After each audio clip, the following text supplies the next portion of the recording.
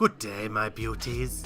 Not but a fortnight ago, myself and Tommy took a quick little jaunt across Europe to publish at Gameforge's offices in sunny Karlsruhe. We went to go and check out a new game by Sparkypants Studios called Dropzone, and I managed to collar two of the nearest employees I could find for a quick little chidwag about the game. Hey guys, me here, you know who I am, but these two fine gentlemen are from Sparkypants, which in German is Funkenhosen? Funkenhosen. The game that we're here to talk about is Dropzone. So if you could describe Dropzone in a few short sentences, what is it to you first? Dropzone is a weird combination of MOBA and RTS that's unlike anything people have played before.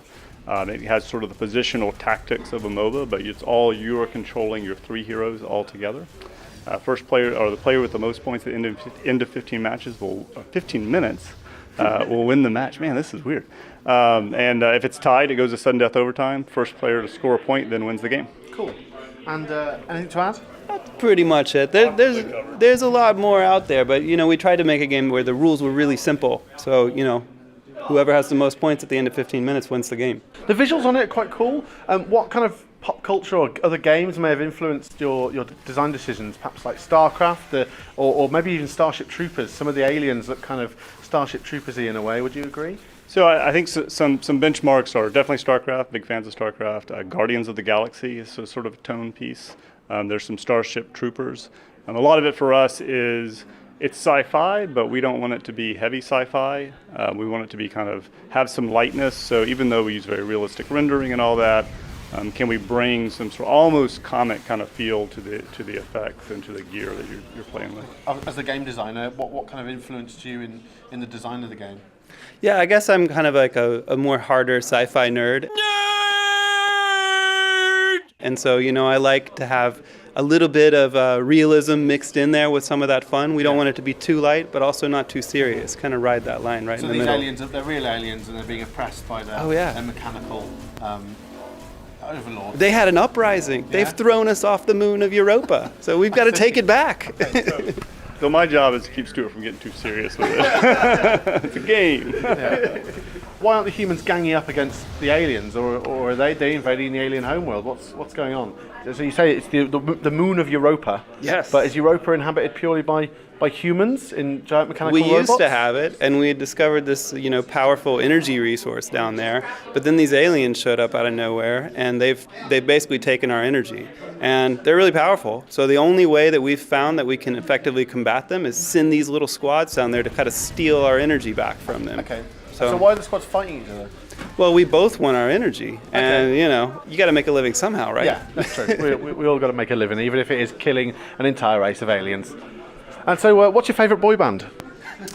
Favorite boy band? What's a current boy band? I think Duran Duran. Does that count? Yeah. And you, sir? I don't know. I kind of love Justin Timberlake, so I'd go with NSYNC.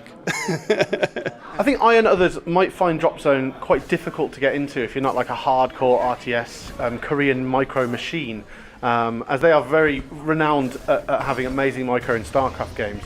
So are there any plans to have a smoother learning curve for newer gamers that might want to, they like the look of Dropzone, but perhaps they might get a little bit put off by the hardcore kind of 1v1 style of the game?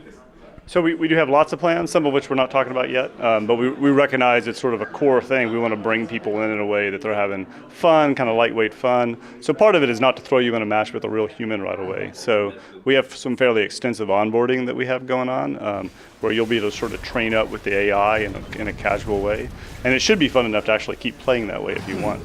And the other thing is to get lots of social features in. So we have a lot of social features, sounds too high and mighty, but really cool ways to play with your friends and to bring your friends into the game and teach them the game. Cool. If I was to get all three of my pilots to level 5, could I combine all three of their machines into a Megazord, a la Power Rangers or something like that? If you manage to get all of them to level 5, we would probably make that happen. Yeah? So, yeah. That's confirmed. Good. So obviously, your average kind of basement-dwelling nerd who loves the old 1v1 hardcore kind of combat may occasionally actually have a friend, believe it or not. Is there a way that in the future we might be able to see perhaps 2-on-2s or cooperative modes? We can neither confirm nor deny anything of that nature. Okay. You're stum on that. Mum's the word. Although we did start Sparkypants in a basement, so Okay. we resemble that remark. Yeah. That's good to know. And then finally, could you describe Dropzone in a single word? Intense. Intense. And a sound?